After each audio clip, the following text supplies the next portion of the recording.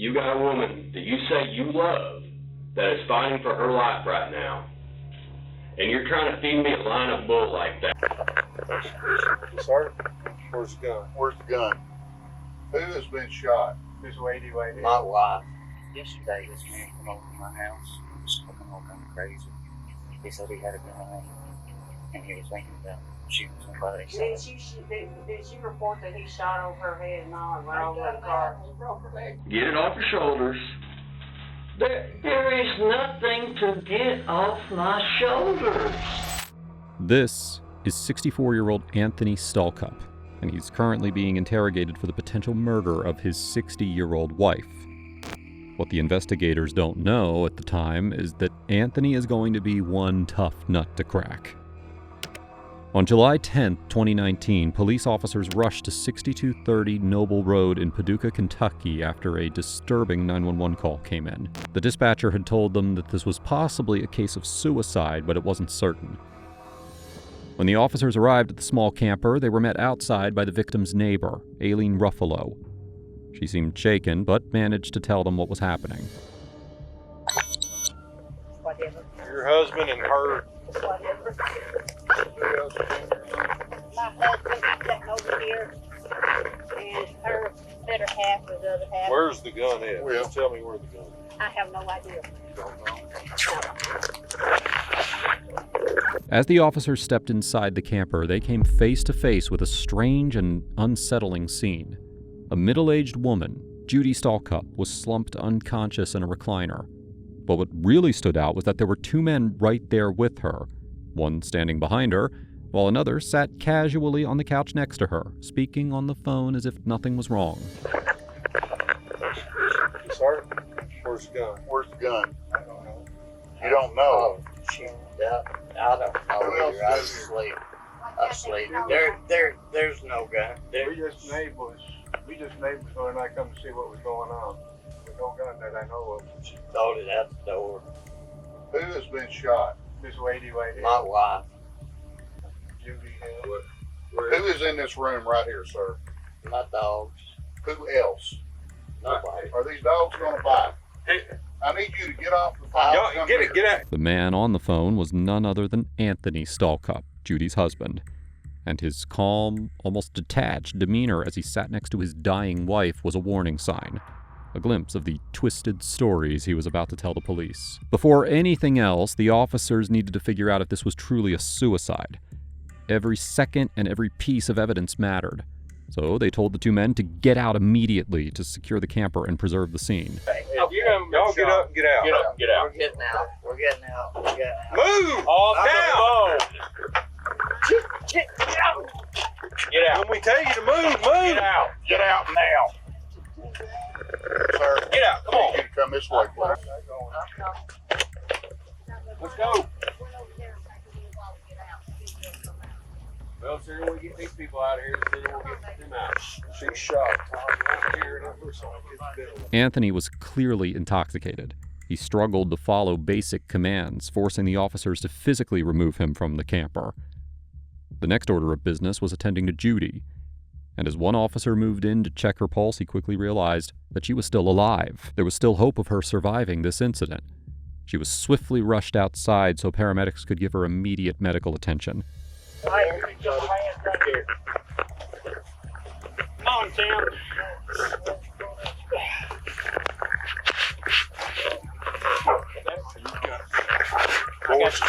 I got the head if you got the head.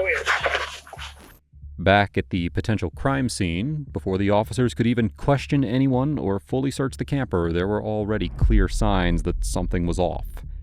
This didn't appear to be a suicide attempt. For starters, the spot where Judy was shot was on her back. Officers initially thought that it might be an exit wound. She was in the chair.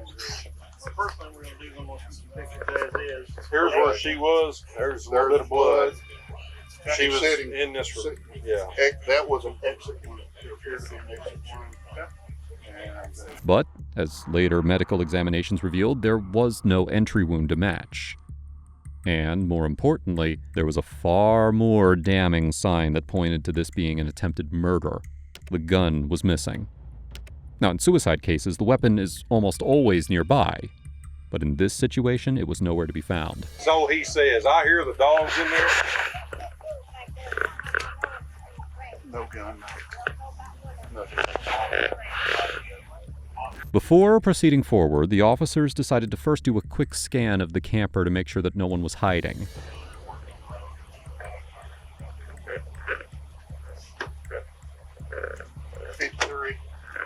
$53 for this. Listen to me. I'm gonna ask you one time, and you better be straight up. There's that gun in that back bedroom, and is there anybody else in there? I don't think words can express how unhappy I'm gonna be if there's somebody back there. Well, how many? The door to the south room was shut, and while Anthony had claimed that he had only locked up the dogs there, officers weren't going to take any risks. What kind are they? Can you come get your dogs?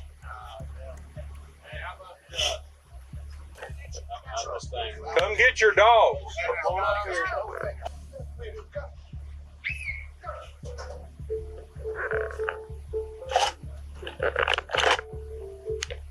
Better have hold of them. Jazz. You better get hold of that dog.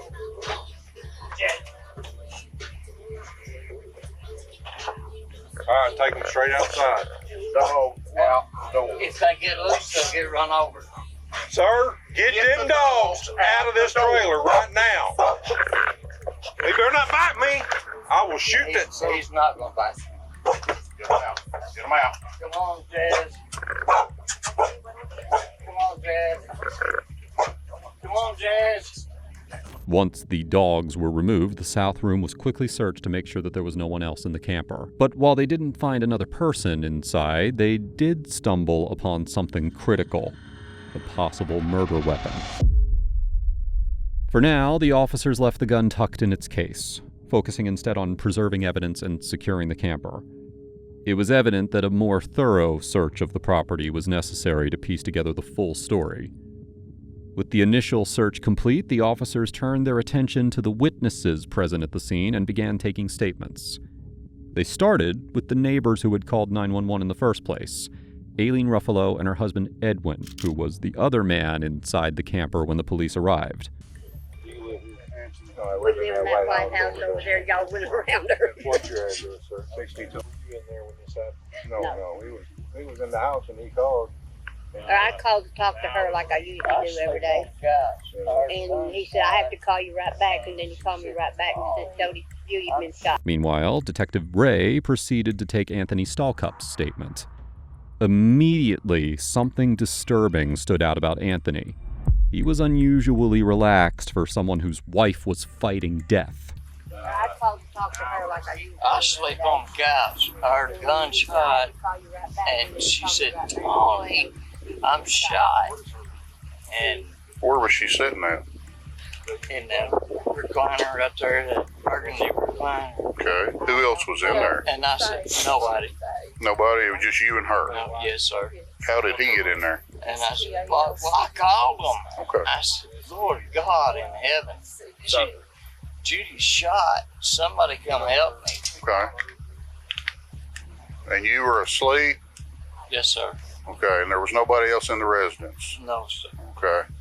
Then how did she do it herself, or what happened? As far as I know, she did. Was she sitting in the chair when you looked over?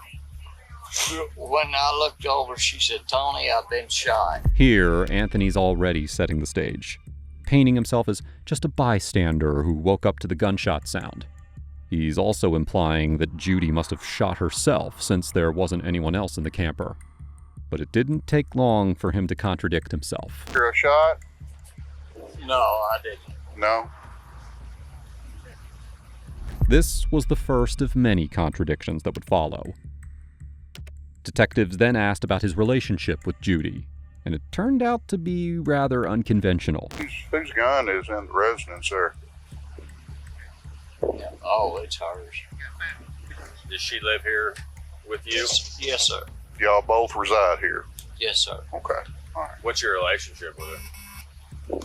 She's my ex-wife. Okay. While Anthony had tried to paint the incident as a suicide, the detectives were not willing to give in immediately. They informed him that he would have to come to the station to answer some questions, which was standard procedure in cases like this. Our office so we can talk to you further about that. And well, let me preface this by saying, you know, anytime something serious happens, we have to do a thorough job because people are going to sit down, regard. And I already know. Listen, please listen to me. I already know I can't even be around guys. Okay, I'm not even concerned about that right now. What I'm saying is I could be in a 100-acre field by myself, and something could happen to me. And if law enforcement doesn't do their job, people are going to talk, and so you know what I mean. I understand. So let's see. Yeah, I'll come giving him a ride down there. Can I get some shoes on? Yeah, absolutely. Yeah. Back at the camper site, Sergeant Ray had taken statements from other neighbors, and what they revealed was about to make matters much worse for Anthony. What's going on? Yesterday, this man came over to my house. You live over here? I live right there, yeah. Okay. And he was drunk. Yeah. He was talking all kind of crazy. And he said he had a gun, and he was thinking about shooting somebody. Her name, see? She alleged that yesterday he said he was going to kill her. Said that today, no, he didn't say he was going to kill her. Oh, okay. Said today, she said he keeps running me down, said he's going to kill my whole family. Now that's hearsay, I know. In the interrogation room, Detective Norman started by keeping things casual, even laughing with Anthony at times in order to keep him relaxed and unguarded. No worries. Are you working anywhere, sir? No, I'm retired. Retired? Where are you retired from? Barber. Barber? Yeah. All right. That's a pretty good looking cut you get there. Appreciate it. How long did you cut hair? 30 years. Really? Did you do it here in town or? Right, Texas. Oh, okay. How'd you get started doing that? I don't know. Howard Phone and Jack Phone used to have Pandemos out at Reeland, and they got me interested in it. No. And I fell in love with it. Yeah. It's just. Where'd you do it in Texas? Sonny's Hair Designs by Accent. Okay. Anthony clearly felt at ease and eagerly tried to paint a good picture of himself. I'm a nice guy. Yeah. Okay, I really am. I'll just go with the flow, and I'll do what I gotta do, and that's. Sensing Anthony's willingness to talk, Detective Norman jumped straight into questioning him about the incident at the camper. So I lay there, and I'd probably been asleep about 10 minutes, and I heard kaboom.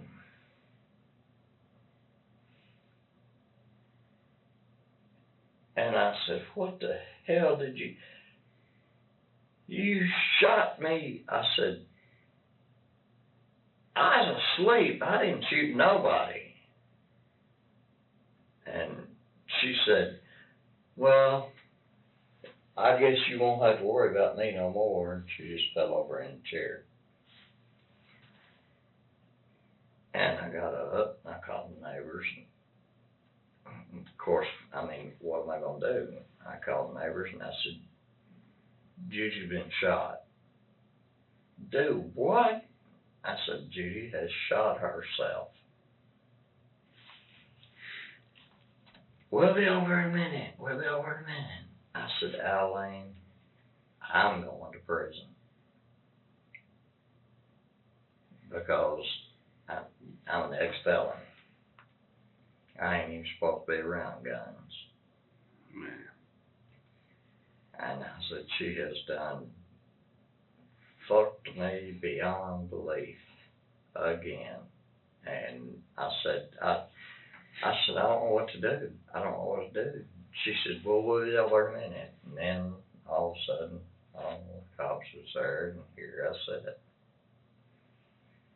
I told your buddy in there, and I said, well, I don't know if you know it or not, but I'm going to prison. He said, no, you're not even under arrest. Yeah.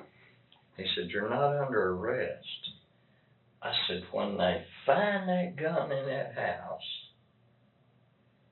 and I'm an ex-felon, they are going to automatically take me to. Anthony stuck to his story, swearing he was innocent.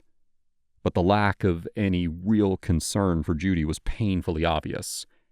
You can actually see the moment that he realizes this himself, and he scrambles to fake some sympathy. It's just that simple. Yeah. No, it's not that simple. And I said, God, can somebody just take me to, where did they take her? Did they take her to Baptist? Yes. Yeah, they took her to Paducah. Can somebody please get me to my wife? Yeah, nobody can be around her right now, obviously. They've got doctors around her, and they're trying to do what they can for her. I'll sit there till hell freezes over. That's my baby. I would. The detective, however, avoided Anthony's attempt at distraction and steered the conversation back to the real issue: how Judy ended up being shot. You fell asleep. Where'd you fall asleep? I went to sleep on the couch. Okay. On the couch. Were you laying down? I was facing this way on the couch against a wall, and all of a sudden I heard kaboom, and I thought, did she shoot me? But no, she's jerky. So you were kind of leaned up against the wall, kind of sitting like you are now, and just leaned up against the wall, and that's Oh, no, I was laying down. Okay, you were laying down. Yeah, I was laying down on the couch. With your feet on this side, and head down there. Yeah, I sound asleep. And I heard that gun go off, and I thought, what in the hell? Now, at this point, it's unclear whether it was the alcohol or Anthony's nerves catching up to him, but he contradicted himself once again, now claiming that Judy didn't say anything at all after the gunshot. What did she say when you woke up? Oh, she didn't say nothing. She's out. She's gone. She was already out when you woke up? She was just like this in the chair. Okay. So what'd you do then? I said, oh my God, what have you done? And she wouldn't answer me. So I called Aileen Nettie, our neighbors. Sure. And I said, Judy's been shot. Y'all need to get over here. We need to do something. I don't know what to do. Hell, I'm scared to go to jail. I don't know what to do. Get over. Catching him in yet another lie, Detective Norman shifted focus to something even more alarming. Why did Anthony never try to help Judy after she'd been shot? And when Aileen got over there and she started slapping her in the face, she said, Tony, we've got to have an ambulance. I said, Aileen, they're going to take me to jail. How long do you think it was from when about 30 minutes. You woke up till they called an ambulance? About 30 minutes. 30 minutes. According to Anthony, Judy was lying helpless on the couch for nearly 30 minutes before ambulances arrived.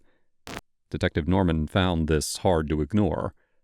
When asked what he was thinking during this time, Anthony deflected again and started talking about his background in surgery. I worked in surgery, okay, when I was 19 years old. Mm-hmm.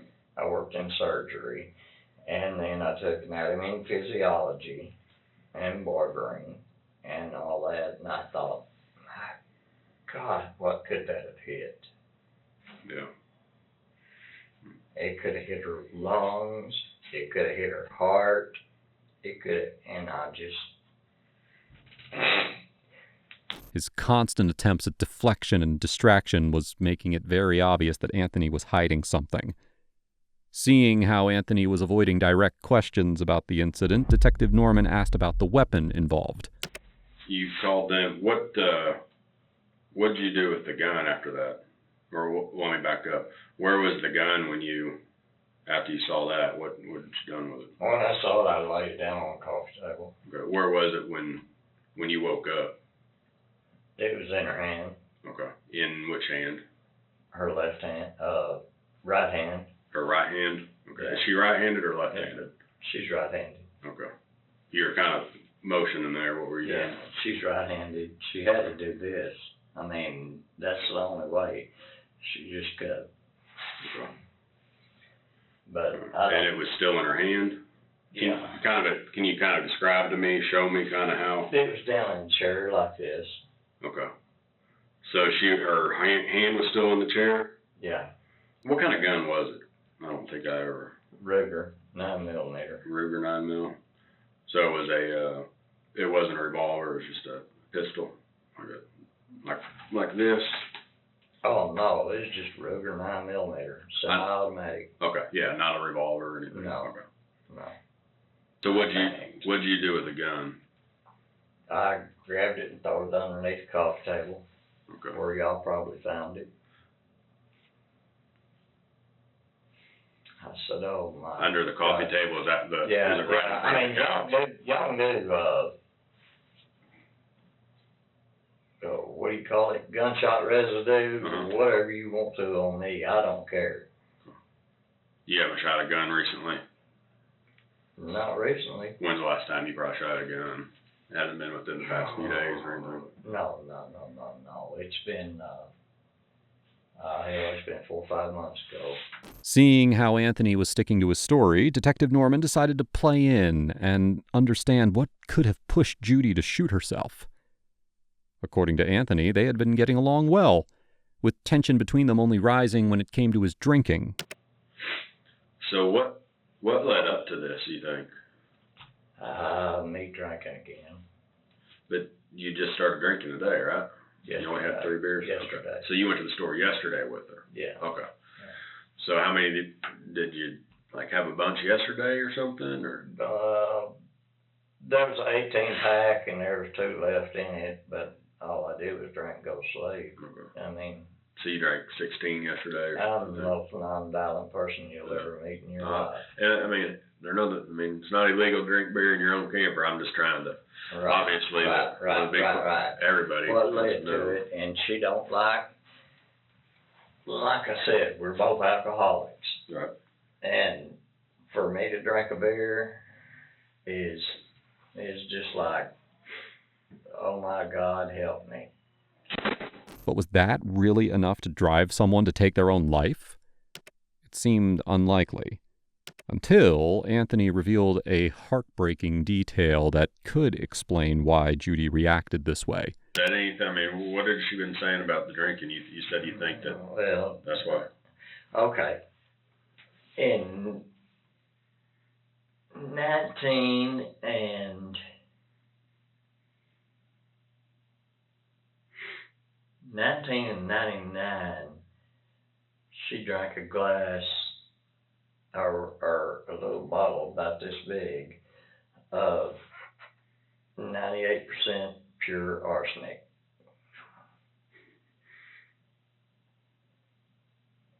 Dr. King's got all the records and been, and so she suffered from depression. She suffered from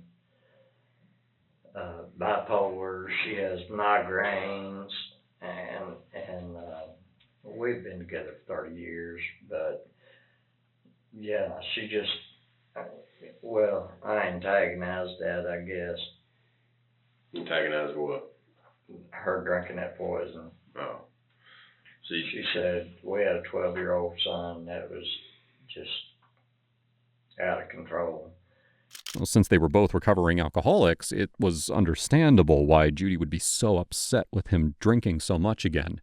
Anthony remained adamant that this was the only reason why Judy would take such an extreme step. But the detectives weren't fully convinced.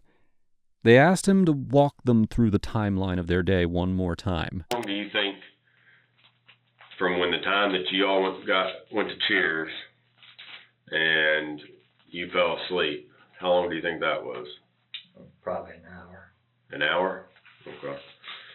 Then how long do you think you were asleep? I wasn't asleep long. I had just went to sleep and I heard a cup boom. Okay. So within 30 minutes? Yeah. Within shorter than that, or? No, 30 minutes. Okay. 30 minutes. And I thought, oh my God, what have I done? You know, you always want to blame yourself. Yeah. This was when Anthony slipped up. Again. Though he quickly tried to cover, Saying that anyone would blame themselves in this situation, Detective Norman wasn't going to let that slide.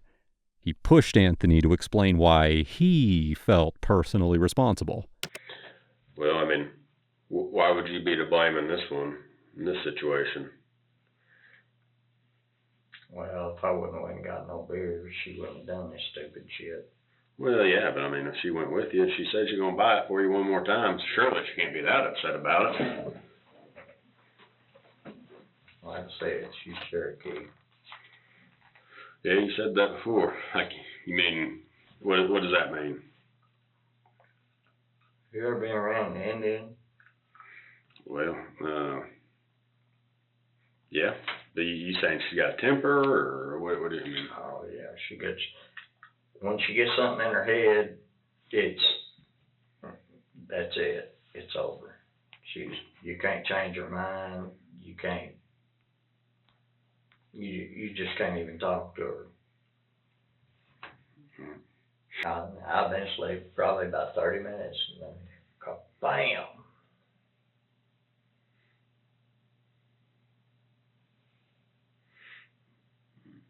Then you woke up when you heard that. Anthony is trying his best to fake emotion while carefully repeating the same story no matter how bizarre it gets. By the way, if you're finding this video interesting so far, please do us a favor. Make sure you hit that like and subscribe button. It really supports the channel. Now, let's dive right back in.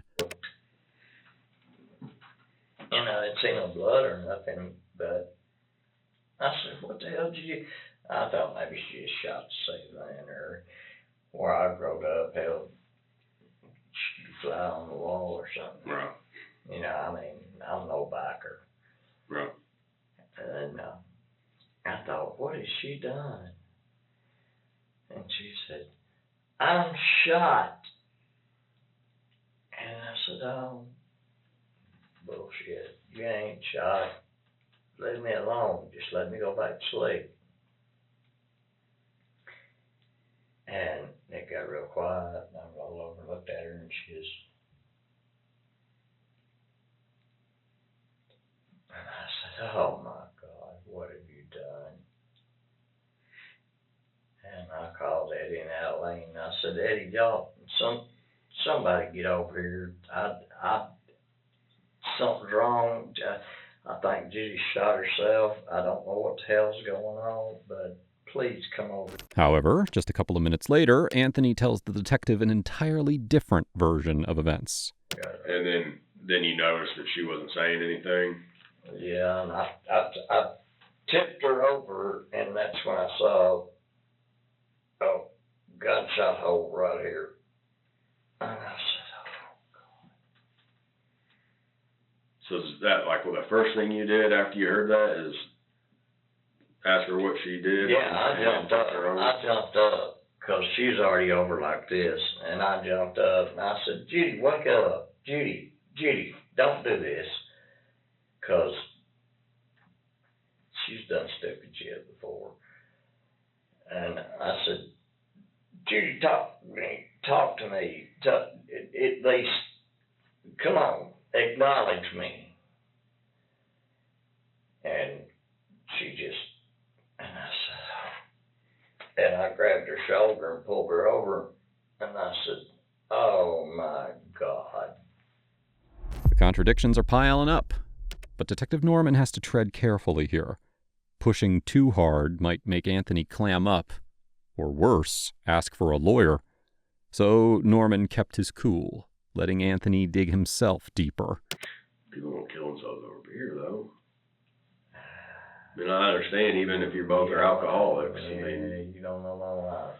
I mean, I would think she'd shoot you over it, get you to stop drinking. That's what most women would do, right? I wish she would have.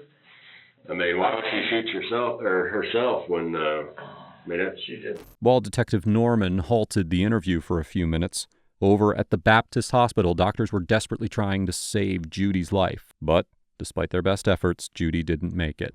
She was pronounced dead at 5:53 p.m., almost an hour after being pulled from the camper. Later that day, Judy's family and friends got the devastating news, and the heartbreak was immediate. I'm her brother. I know, and She did pass, okay? All right, Judy passed, all right. What? Okay. Has any of the family?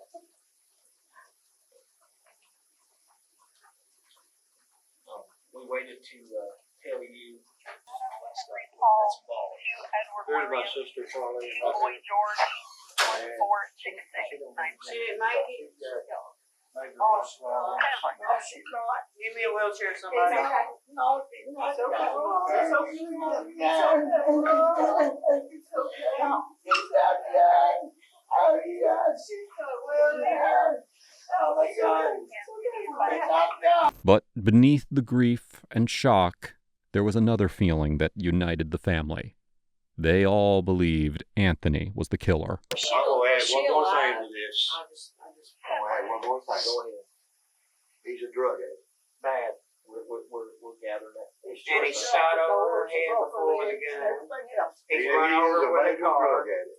We're gathering that. Down here at the hospital. No, her, I do not know. I'm not sure. Whether she used them or not. Well, we're gonna find out whether she has her system. Is there any reports of, did she ever report any of this? Him shooting at her? Yeah, like, We've been trying to get her to leave him for years. Ronnie, did she ever report Tony shooting at her? I told y'all. Is there anything on her board? Did she report that he shot over her head and all and run over her car? He broke her leg, Pushed her outside. Did she call I the think law? so. I Okay, think so. so it should be on the So report. it's in Livingston County where he shot over her head. Where's that at? Just Parsons, right? Parsons. Yeah, Marshall County. But it wasn't just Judy's family pointing fingers. Even Anthony's own relatives, his brother-in-law and step-niece, who also lived next door, had their suspicions. What was his prison time for? Guns and alcohol. Was possession of guns or? Yeah, possession of guns. But they always put the guns in her name. Okay, so he was gonna put. He would have gotten Yeah, out because it was a kid and John before and like ran his truck into a person's home is what it happened. Oh, so that's. Yes. Was he, He wasn't like a violent offender or anything. It was like always like drinking and. I don't think she shot herself. Well, like I said, She didn't shoot herself.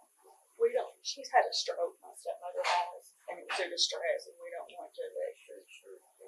Their testimony also exposed Anthony's lies during the interview, especially when he painted Judy as the short-tempered one, even though she had been the one constantly covering for him. So it's pretty much you guys kind of know, I guess, whenever he's drinking, is where's Tony at? Is that kind of the question? Or is it? If I hadn't seen him out, like, she's really, I say something, she goes, where's Tony? And most times she'd just say, well, he's not feeling good, his back's killed him. She'd cover for him. Further details about their relationship, particularly their financial struggles, revealed a darker truth about the abusive dynamic between them. Of course, she was depressed from living this way. I mean, we're not saying she wasn't a depressed person because, of course, you're depressed. No one that's completely in their right mind would stay in a situation like that. She did suffer from depression. She took depression medicine. Come back. He had to spend all her money, her income. But she's on Social Security. Was he on Social Security? Yeah, he's on it too now. But she drew like maximum amount and had always been the one that had worked years prior, and she always had good jobs, and he always like jobbed. Back in the interrogation room, Anthony still hadn't been told about Judy's death.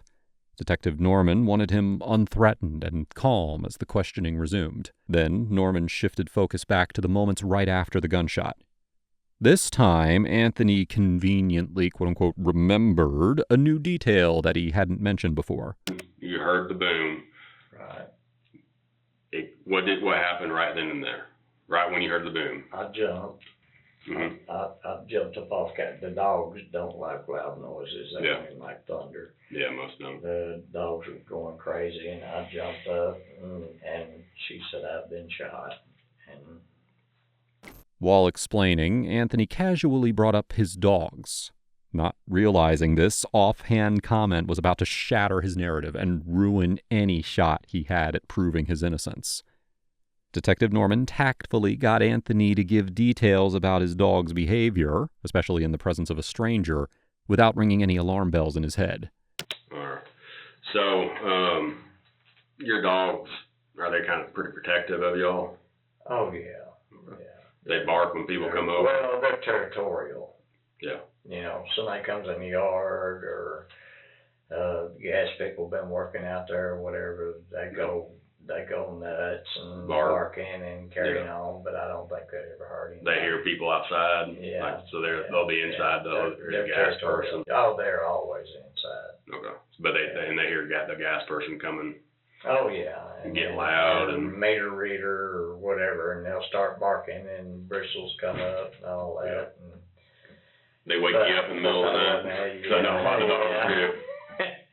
Yeah, they're sweethearts. Yeah. They really are. They're sweethearts. I know I had a dog, and man, I guess they don't sleep very hard, and boy, they wake me up. When they hear something or something don't seem right to them, then they're gonna get aggressive. Yeah, I know my dog would wake me up out of a dead sleep. Yeah. I couldn't hear anything, but they could hear something, obviously. You heard anything about Judy? No, I've been trying to talk to one of the deputies that's there. But so would you think that your the dogs, if somebody was outside or had come inside, so they definitely would have barked and you would have known? Yeah. So no way anybody except for the two of you could have been in the camper? No, there was no way. Without realizing it, Anthony had just confirmed, in his own words, that no one else was in the camper besides him and Judy.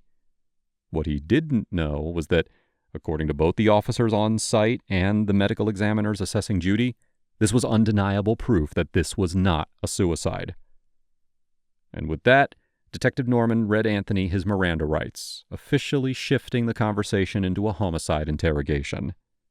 What's the problem? What am I facing? For what? For anything. I'm just talking to you right now. I understand. I mean, just because there's a gun in the house, I mean, you said it's locked away. Yeah, I mean, yeah, and it's Judy's. Yeah, I think you're getting wrapped around that too much. Oh, hey, I'm scared to death. I understand that. I understand that. I'm 63 years old. And I don't. So on the note of you being scared to death, just because you saying you're scared to death and you've been down here, we've been down here for a while, and I do appreciate you coming down here because obviously we need to talk to you. Right. You're the only one there. Need to figure out what led up to her doing this. Since you're here and we've been here for a while, I'm going to read your rights, okay? Here we go. You're not under arrest. Okay. You're not. Okay. I'm going to take your word for that. You're not under arrest. Remain silent. Before you ask any questions, just know your rights. You have the right to remain silent. This is also where Detective Norman decided to drop the bombshell, hoping that hitting Anthony with the harsh reality of the situation would finally make him crack and admit to what really happened. We have a couple different detectives over there, as well as doctors, obviously, that have seen this stuff, and they've spoken to people that see gunshot wounds on an almost daily basis, okay? And what they're telling us is that there's absolutely no way that she could have shot herself the way that she's been shot. All right. So we need to figure that out right now. Okay. I mean, how can we explain that? I wish I knew. I really do. Well, Tony, really, I mean, and I've been trying to wrap my head around it. Professionals, experts saying there's no way she could have shot herself in that manner. So there's really only two things that I can think of. And, you tell me what's right, what's wrong, all right? I don't want to put words in your mouth or anything. You're going to have to be the one to tell me which is the right one. Either you shot her in cold blood for whatever reason, out of spite, being mean, vengeful, hateful, whatever. I would never do that, sir. Or you all got into an argument, you're defending yourself in some type of altercation, you're defending yourself, and it happened. I mean, we've seen both things. So one of those two things had to have been what happened. So you tell me, Tony. But Anthony barely reacted. Even though his story had gaping holes and made no logical sense, he kept insisting that he had nothing to do with Judy's death. I had no reason to shoot her. Captain, I had no reason. I'm deadly in love with that girl. I would never. He even went a step further, blatantly stating that Judy would support his innocence. However, in his desperate attempt to clear his name, Anthony slipped up again, and Detective Norman caught it immediately. She didn't shoot herself. And I didn't shoot her. Well, then what happened? I wish I knew. Well, what is she going to say? I don't know. Well, I mean, I hope she wakes up and tells the truth. Well, and if she wakes up and tells the truth, what is she going to say? She's probably going to say I took the gun away from him and it went off, or something stupid. Took the gun away from who? From me. That she took the gun away from you? Yeah. Okay. Why would she say that? She don't want me to have anything to do with any firearms, but I'm not. But why would she say that she took it from you? Because I was drinking. Okay. But why would she have to take it away from you? Did you have it out? Oh no, it was under the pillow. It was under the pillow that you were laying down on? Yeah. Okay. All right. So if she wakes up, and I'm assuming she's going to tell the truth. I hope. So you think she'd probably say that she took it away from you? You told me I could see her. Yeah. Well, I mean that. But right now we need to talk about how this happened. How Judy got. I really wish I knew how it happened. Well, I really do. I really do. All I know is I heard a bang and she said I've been shot. And I really wish I knew how it happened. Now, grasping at straws, Anthony started throwing out theories, frantically trying to explain how Judy could have shot herself. But Norman wasn't buying any of it, who now decided to change his tone, hoping that a more aggressive line of questioning might force Anthony to tell the truth. Well, Tony, guess what? I'm going to call you a liar. You are lying to me, and you need to start telling the truth right now. You got a woman that you say you love that is fighting for her life right now, and you're trying to feed me a line of bull like that. Well, maybe I thought it would scare her. Scare her what? What do you mean scare her what? I mean, how's that going to scare her? She's right behind you. It's going to hit her. She saved me for 30 years. So did you point it like this at her to scare her? No. Then how were you to scare her? No. It was under the pillow. I didn't think it'd go anywhere. So you thought that you were going to scare her by making her think that you were trying to kill yourself? Yes, sir. Or by shooting Yes, sir. and thinking? Yes, sir. So you didn't think that somebody a foot away might get hit by this bullet? No, sir. That never crossed my mind. How does it not cross your mind? I don't know. I'm stupid, I guess. I mean, bullet stops once it hits something, right? Sometimes. I thought the pillow. It's got to hit something like this. You thought a pillow was going to stop it? Yeah, I thought the pillow in the couch was going to stop it. Yeah. Come on, man. I did. I swear to God I did. So you were willing to risk your wife's life on thinking that this pillow or this couch was going to stop a 9mm round. After hearing enough of Anthony's attempts to paint himself as the victim, Detective Norman decided that it was time to move on to something more concrete. The evidence. Bringing up the pillow on the couch, the same one that Anthony claimed the gun had been under. If Anthony was lying about that, it could unravel everything.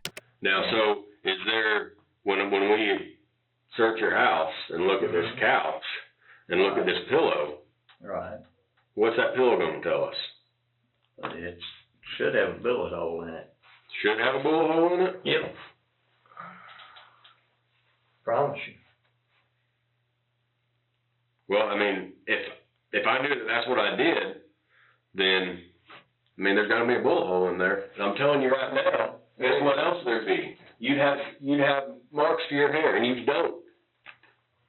So you're GSR there. So you're still feeding me a line. I'm not. While Anthony refused to comprehend the gravity of the situation he was now in, the investigating team decided to pile on the pressure, with the sheriff joining the interrogation as well. Initially, when we got this call this afternoon, I've been kind of involved with it, okay? Yes, sir. And I've listened to everything that you've said. I've been at the hospital. I've talked to medical professionals about this. Is Judy okay? I've seen the layout of this trailer, and here's my concerns, okay? Okay. I know you're at a tough spot, okay? But as Captain Norman has told you, now, if there's ever a time to tell the truth, it's now, okay? Hang on, hear me out, okay? Yes, sir. Because we've still yet to hear it, and here's why. Because now, I'm not going to go back and reminisce on the variations of stories that you've given, Right. but now we're to a point to where, if I may, you're expressing and explaining that you're laying on this couch that's here. Yes, Okay? sir. Judy's kicked back in this recliner. Well, there's a wall right here, okay? Yes, sir. And this wall comes up, right? Yes, sir. Okay. And your head's right in here. And you're laying here like this, correct? Yes, sir. On the couch. Facing the wall. Facing the wall, okay? All right. If, and only if, your version now is true, do you know where Judy would have been shot? No, sir. At best, just above the ankle. Once again, they laid it all out for him. No matter what he said, expert analysis and the physical evidence inside the camper made it impossible for his story to hold up. Anthony was then forced to accept the reality of just how many people were already starting to see him as a liar. The detectives made sure that he understood that if he continued to stick to his story, this perception was only going to get worse. What we have established through the evidence and through medical professionals is that, as it's already been expressed, she did not do this to herself, okay? There's some information that we have that we know unequivocally that you were the only two in this trailer, okay? So that leaves you and only you being the only person capable of shooting her, okay? Now, hear me out. You promised you'd hear me out, okay? Yes, sir. Here's where things get so sticky, okay? Because there's going to be people to paint you out as a monster. They're going to paint you out as being a premeditated, cold-blooded killer, okay? Now, listen to me, all right? Things happen, and things happen quickly, all right? But here's where you've got to stop and recognize and realize the importance of telling the truth, okay? Because minus the truth, Tony, people can make this into whatever they want, all right? But here's the thing. What makes it look really bad and what makes the really bad version look more believable is whenever you're telling one untruth after another untruth after another untruth. And the thing is, the only time that you are becoming a little more truthful is after we have expressed and explained the impossibilities to the story you just gave, okay? Now, hear me out.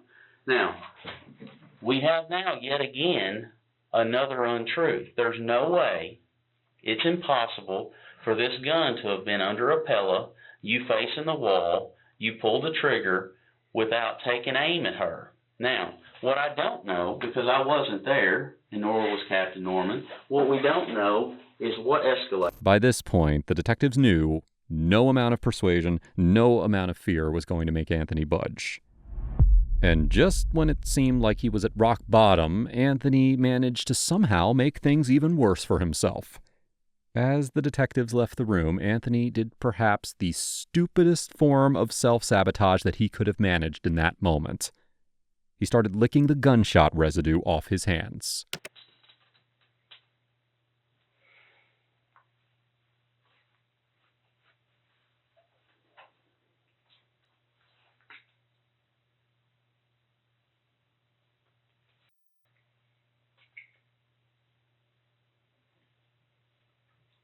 When confronted, he had a bizarre excuse ready.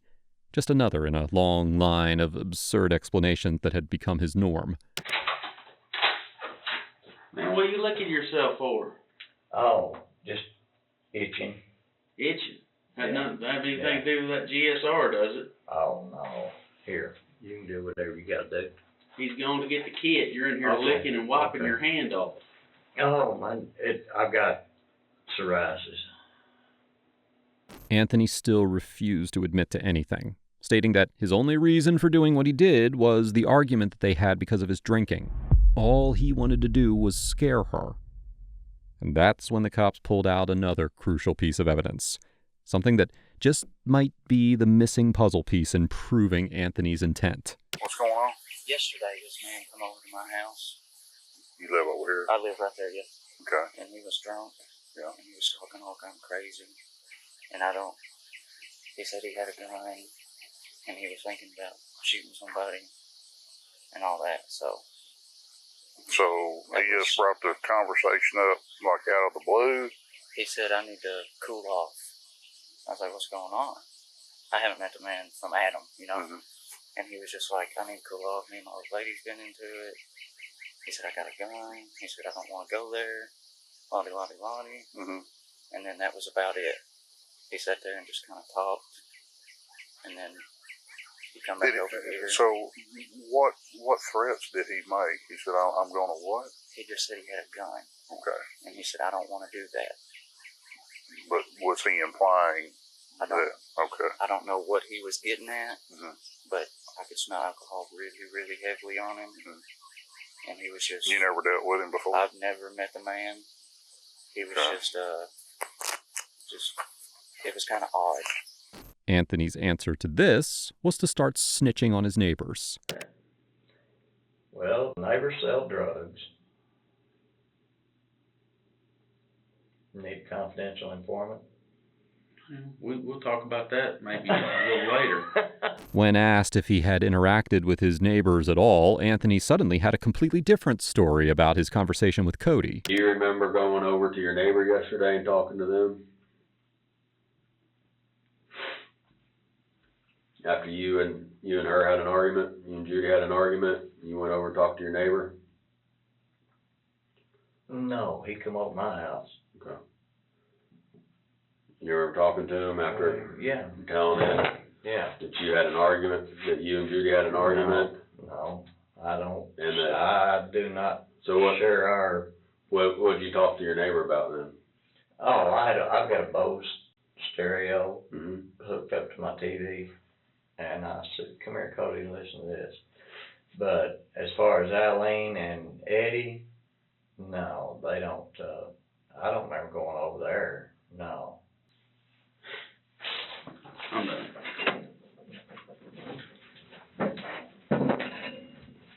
We're going to get some paperwork together, okay? A little glass of water or something. Get you a glass of water. We're going to get your paperwork together. Thanks, okay? sir. I appreciate it. All right. I don't know how else to say this other than we just got notified by the hospital that she didn't make it. Oh, my God. No, don't tell me. Please don't tell me that. I'll let you. Did she die? Yes, sir. Oh, God. No, no, no. No. No, please don't. Please don't tell me that. Please. Oh, God, no. Oh, God, no. What am I going to do without her? I'll let you stay in here for a few more minutes, and then I'm gonna Can take. you listen? You just, Nah, they're hurting me. well, I'm gonna give me a few minutes. I'm gonna let you have a few minutes in here, and then I'm gonna take you on over to the jail. Okay? My wife's dead.